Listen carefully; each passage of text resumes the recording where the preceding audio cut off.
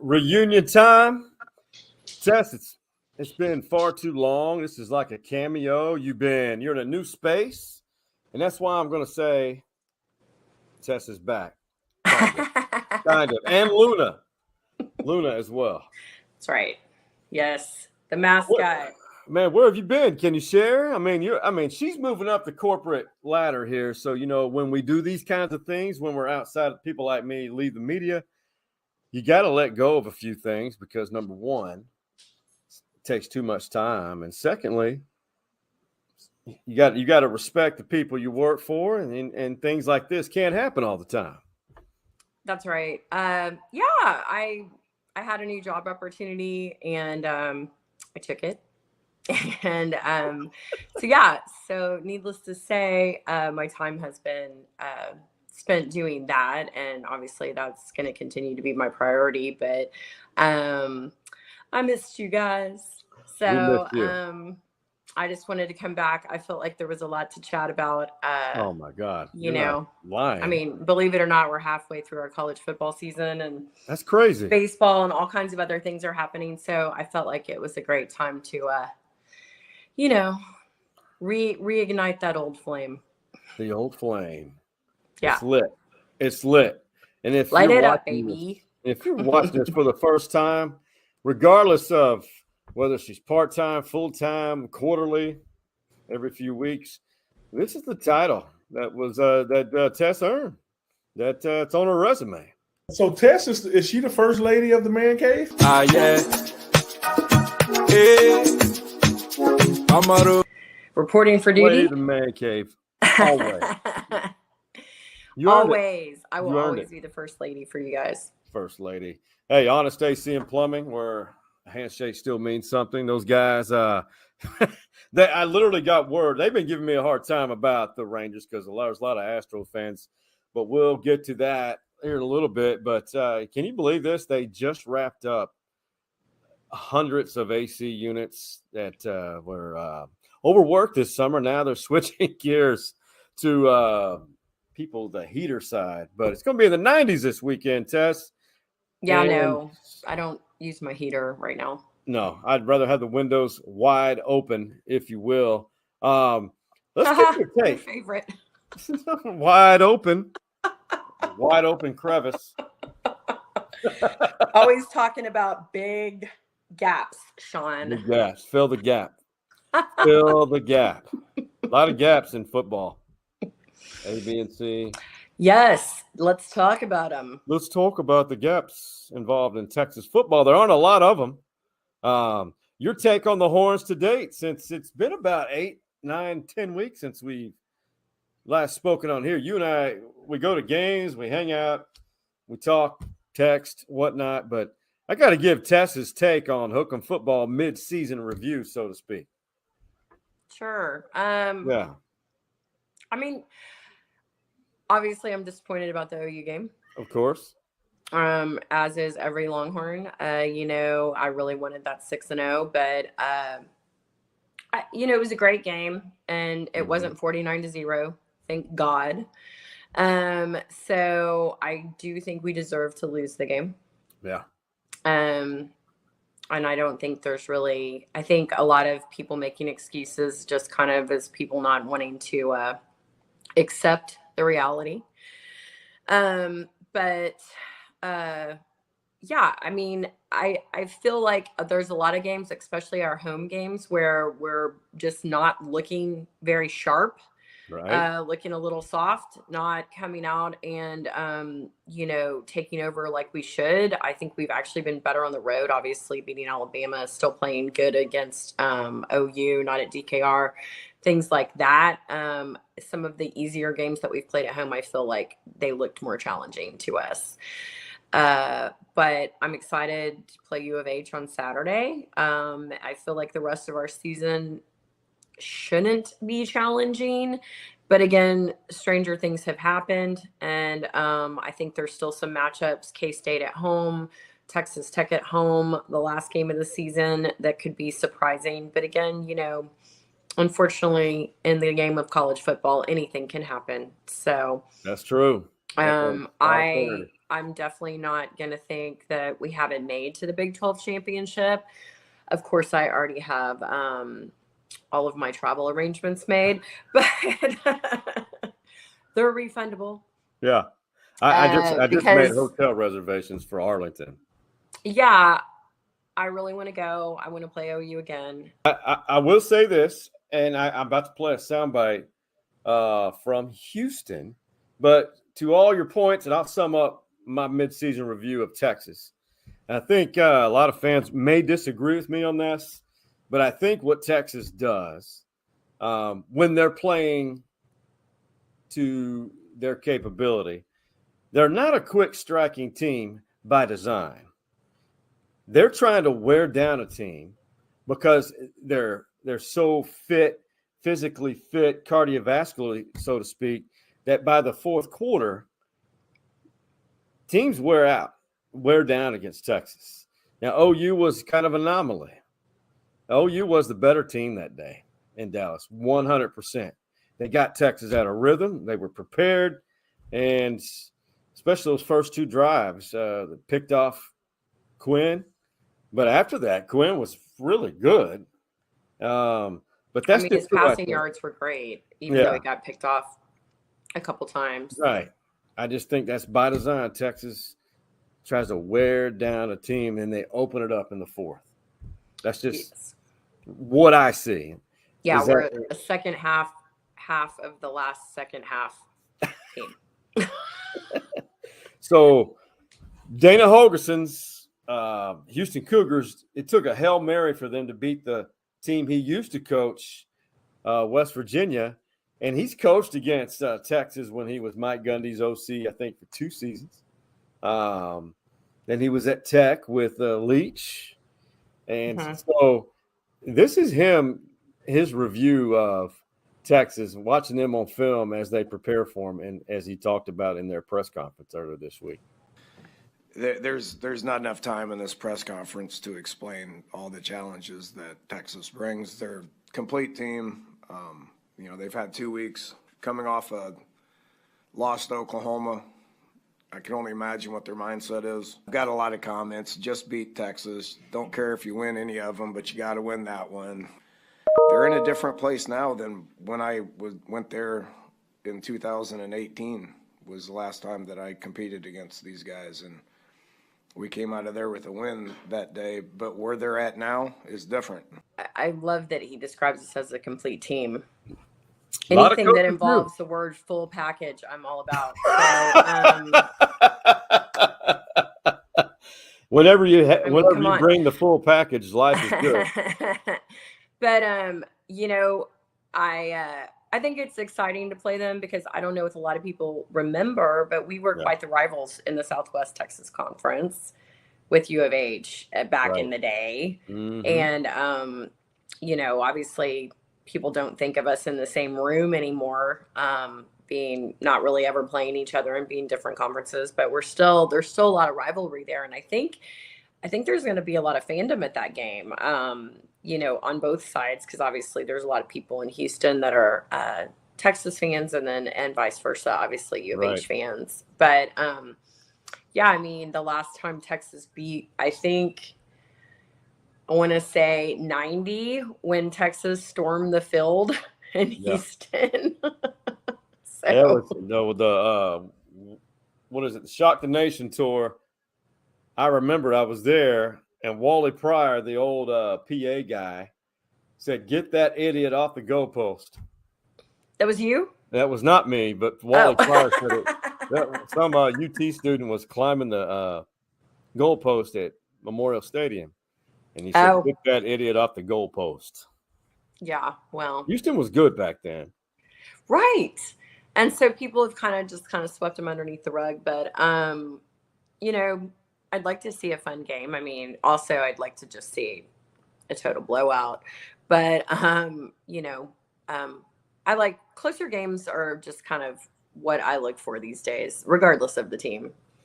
I think it'll be a pretty good game for a half. I do think Texas gets their act together, and really, I think they put on about a 20-point win on Saturday. The line, I think, was 24 the last I checked. 20 to 24. That's fair. Wouldn't Mhm. surprise me if it's, I don't know. I don't know what to expect, but I'll say Texas with a 20-point win. Yeah. I don't know how much you've kept up with A&M football, but they're 4-3. I'm going to go ahead and say it. They choked it off in Knoxville. You said they just- choked it off? Yeah.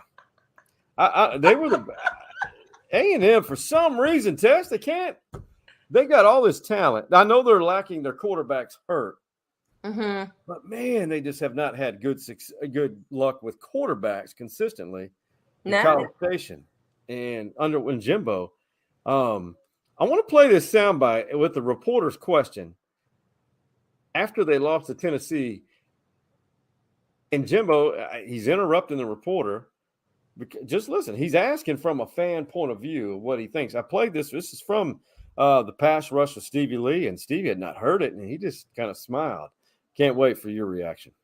What would you say to the tens of thousands of Aggies that have been so Same thing. emotionally- Hold it. I'm not finished. Emotionally and financially supportive?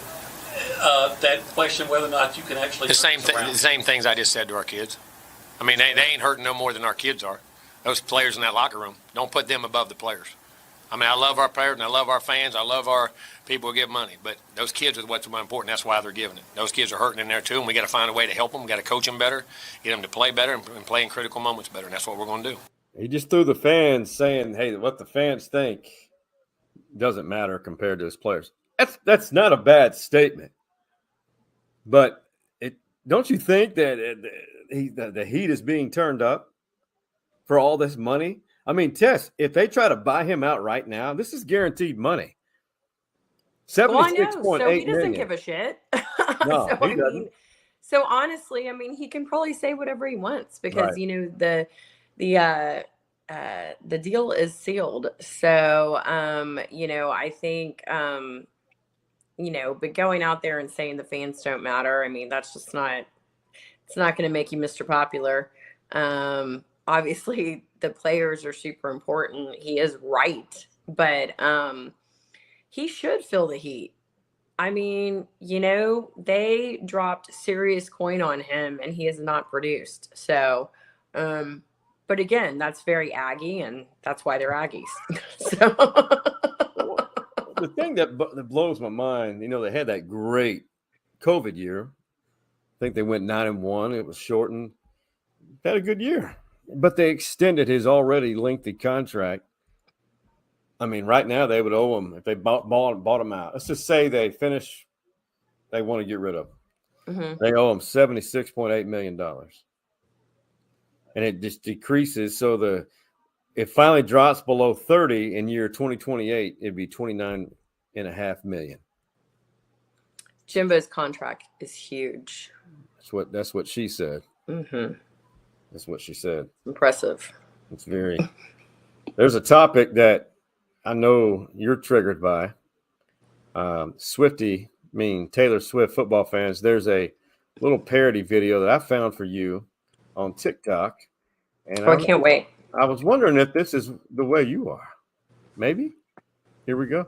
And Travis Kelce on NBC's Sunday Night Football. What are you doing? And yeah, Taylor's playing. Taylor is in the house. No!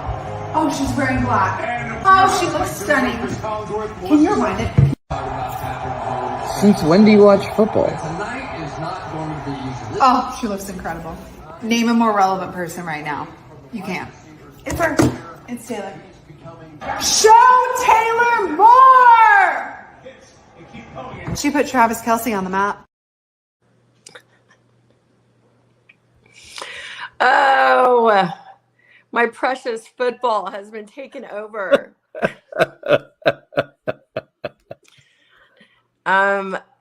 I have so many theories about this phenomenon, and Yeah. I've spoken to a lot of people about it. People don't like Taylor Swift, yeah. But you know, a lot of people say it's a marketing thing, it's strategy. Obviously, there's a lot of money coming in on both sides, you know, right? To hurt people, and then obviously the NFL. But I think why people are just going nuts is because Did literally. you say white people? No, I said why, not white people. Sean, I said why people is because you've taken the two most opposite things you could find. It's like getting a flamingo and a donkey together. I mean, it's like, these two people could not be more opposite. Taylor Swift fans and football could not be more opposite. Right. And you've got them together, and people are like, but now you're drawing these two groups of people, Taylor Swift fans and football fans, and merging them together. And I don't even think people know what to do with themselves. I don't think NFL commentators know what to do. I don't think the cameramen know what to do. They're like, are we filming the football game or are we filming Taylor? I don't know.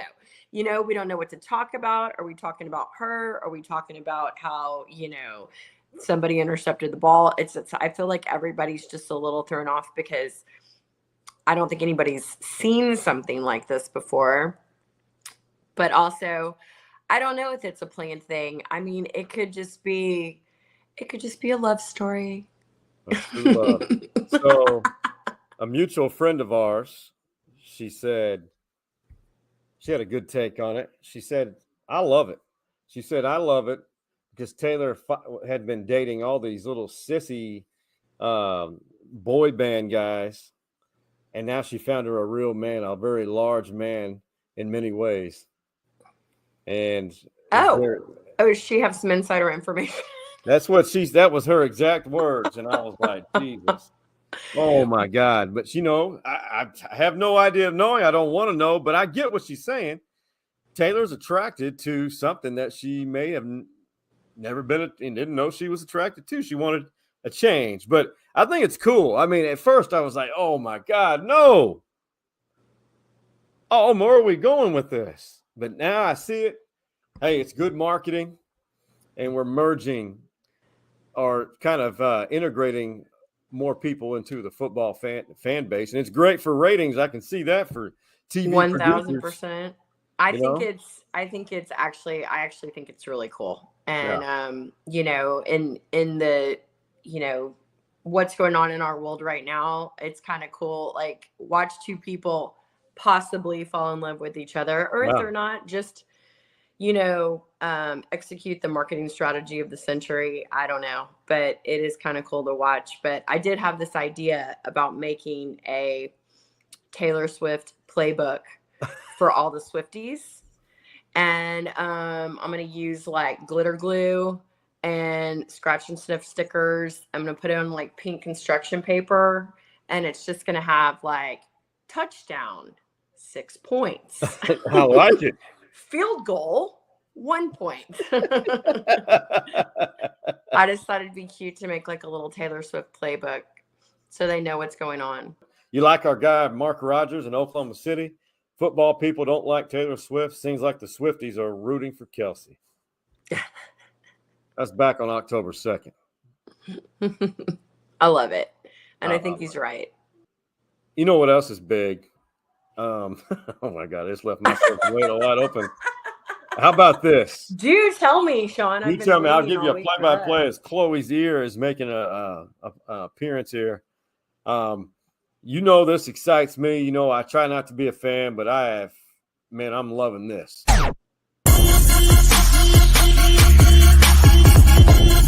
Ninth. Now Jose Altuve, the final hope for the Astros in Game 2.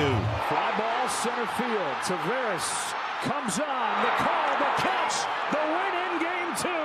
A nail biter that goes Texas way, 5-4, and they lead this best of 7, 2 games to none. Sean, that was a little bit stressful game last night. Very. I wasn't stressed out very much in the first game, but the second game, I was a little on the edge of my seat.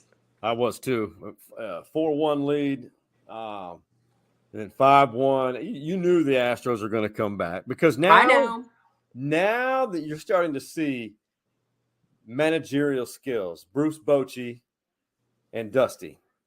Bruce, Bochy is the cool, calm, collected. He's a World Series champion. Dusty's 1-1 with the Astros. Now we're going to see, just because I want to be very objective here. I hope the Rangers sweep them, but it's not going to happen. It will not happen. If it does, I don't know if I'll go to work the rest of the week. Woo! But that Don't means do that anything means I'll be that taking crazy, Sean. that means I'll be taking Friday off. Yeah, well, I hope they sweep them too, but I'm with you. If you're looking at the Astros stats too, they're actually better on the road. Sorry, there's a cat. There's a feline ear. I could in have the called it picture. something else, but I'm keeping it clean. P money. But yeah, so I mean, there's still, like I say about everything, there's a lot of baseball to be played. There's a lot of games to be played. So, but yeah, starting out, going in, winning the first two in Minute Maid, that's awesome. That's huge. You're going to see the bullpens, who can manage the bullpens the best and get more return on investment per pitch. And you're going to see a lot of righty-lefty matchups coming out. Oh, here we go. Here we go. Old girl hadn't seen Tess in a while. Oh, my God. Come on. What's up, little kitty? Come on. There we go. There's Chloe girl. There she is. There she is. What's up, Chloe? She had to come give her girl a shout out. Yes, she did. But I'm still sticking to this. Rangers in 6. I said it before. I put it on the record. Rangers in 6. Okay. All right. Let's see what happens. We're going to take a quick break. And there's a girl that really got spiked in the face. And then we have some Brazilian wax of a certain orifice. That's coming up after Stevie Lee's acting job with Hargrove Roofing. Here at Hargrove Roofing, we try to think outside the box to kind of get the creative juices flowing. So I brought in my friend Stevie Lee, former defensive tackle for the Texas Longhorns. He's going to help the team strategize, really motivate them, light a fire. This guy's going to block down. This guy's going to block down. You put your butt into the guard, and that way my Mike linebacker gets free to do what? Not only are they going to learn a thing or two, but they're going to also leave with a great attitude and a bunch of smiles on their faces. I'm sorry, what does this have to do with roofing exactly? Get out. Right now. I said get out. For me, that's what it's all about. It's just having fun, making our employees have a great time. Hargrove Roofing. Know who's on your roof.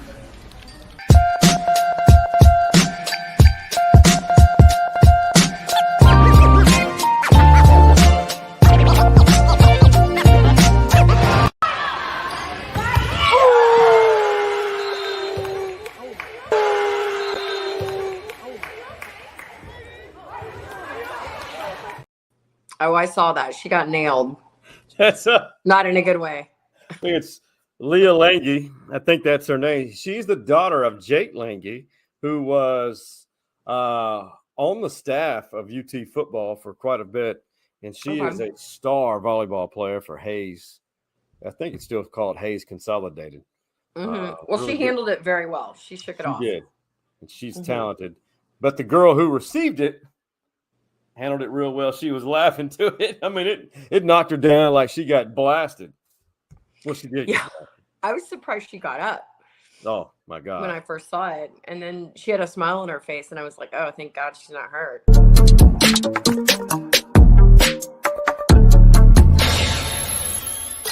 Felt like we've done enough talking, a lot of talking this week, so they've been quiet. They worked hard.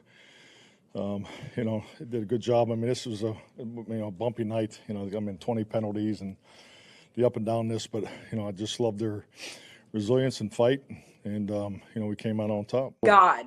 1 week after the Cowboys were absolutely embarrassed, I think every Cowboy fan was, it just was beside themselves. We cannot beat the 49ers. I mean, it was absolutely embarrassing. I don't know what to say or think about what happened, but they did get by the LA Chargers in SoFi Stadium, 20-17. Parsons late in the game, big time plays. Dak Prescott, not bad.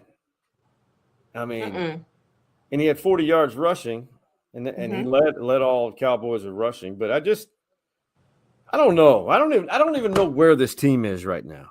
They're 4-2 going into a bye week, though. Yeah, it's a little frustrating. After the 49ers game, it was very frustrating. I mean, last night it's fine, but also Chargers are not really like that great. They're not great. Yeah, I'm a little on the worrisome side for the old boys this year. I'm not sure exactly what's, unless something magical happens. I'm not feeling the greatest. I feel the same, Tess Sawyer. And what Coach McCarthy was referencing, the Cowboys didn't have 20 penalties. It was 20 penalties combined. They had 11, though. I mean, they did. And I saw a couple of them that were, definitely questionable. But some of them were, spot on. So that's just shitty football. It's very just they need to tighten up. I don't know what's going on. I mean, that was a good win for them on the road, but it's just far from clean. I don't know what's going on. Well, and then they go play somebody good, and you see what happens against San Francisco. So I'm just going to say it right now. Since they moved to a 17-game regular season, I'll say 11-6 at best. On a good day. 11-6. So that would mean that they would go 7-4 after this bye week. Right. It's possible. Does 11-6? It is possible. I mean, it was just crazy how now there's no undefeated teams. So, I mean, true. That would help them if they didn't suck so bad. Defensively, they're next level. They didn't look great defensively against the 49ers. Defense looks great on Dallas, but for Christ, our offense, geez Louise. Yeah, I don't know. I mean, we have a kicker that doesn't miss 4 times in a row this year, at least. Ooh, nice. Shots fired, but you're not wrong. TikTok, we all see it. We see a lot of things on there that we love, comical. But according to this video, it's absolutely hilarious. I love stuff like this. You and I both love risque things. You've ever been in a situation where someone is laughing so hard you can't stop laughing? And I love this woman to death. I love her spirit. So according to this video, she was going into, it looked like a salon for waxing buttholes. And then she saw a grown man on all fours. And I think we all could relate if we saw this. Hello. Hi, guys.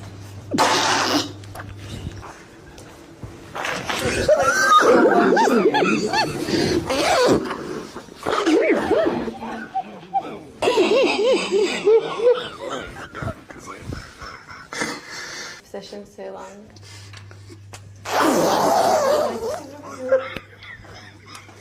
No, we need to come in really long. Yeah, it's not that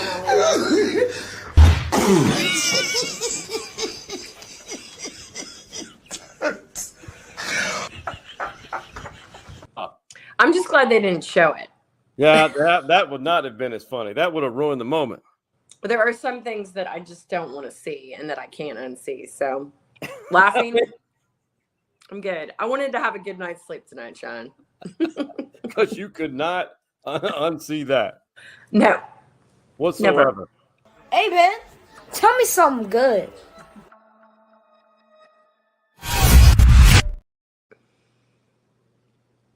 God, so much laughter. We're on the brink of a laughing fit any second.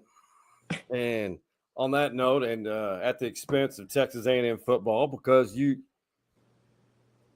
facts are fact. Average for all that money. And that's why I think A&M needs to find a way to part ways. But let's just detract all that thought. Tess Sawyer, tell me something good, because you have a lot of good going on in your life. I do. I'm very lucky. Yeah, what's good? I mean, this is my favorite time of the year, Sean. Yeah. I'm down. surrounded by all the sports I love, missing basketball, but that's That's okay. smart. Rangers and Astros playing, obviously getting to watch Texas football every weekend, and then getting to watch the Cowboys on either Sundays or Mondays and things like that, even though they need serious help. But I still love to watch them. And it just makes me so happy. Last weekend was ACL. It's just like one fun thing after another. So this time of year brings me just a lot of joy, just spending a lot of time with my friends, getting to see people and go out and do one of my favorite things in the world, which is watch sports. So also I'm really happy and thankful to have everything I have right now, including my safety and my health and everything else, just given what's going on all over the world right now, and just feel thoughts for other people that are not so lucky. So that's well stated. We're in a very vulnerable, triggered society and world right now that is on edge, and understandable. I'll tell you something good, and it's relative to the Rangers and Astros. Okay. It has brought this state, I think, the viewership and everyone. There's been, whoa, we got a cat moving the laptop here. This is a positive moment.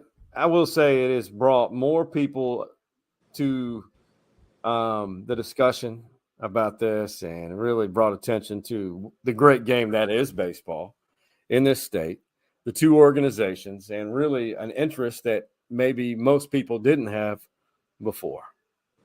Because let's face it, there's more people interested in it now who usually, that's probably the first baseball game they've seen in 10 years.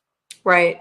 Well, it's really fun to watch. I mean, obviously there's a lot of rivalry and there's a lot of history between those two teams, but it's really, really fun to watch. And to anyone out there that is not even a big baseball fan, turn it on one night and see if it's entertaining, because I'll be surprised if you're not. So next one is tomorrow night, right? Tomorrow night, Wednesday, it shifts to Arlington for 3 consecutive games.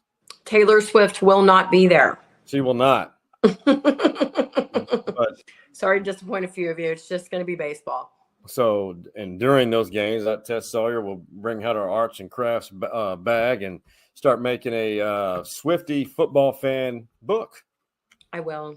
Football how to. I got to get my crafts out. Crafts. Your craft box? My craft box. Get your box out.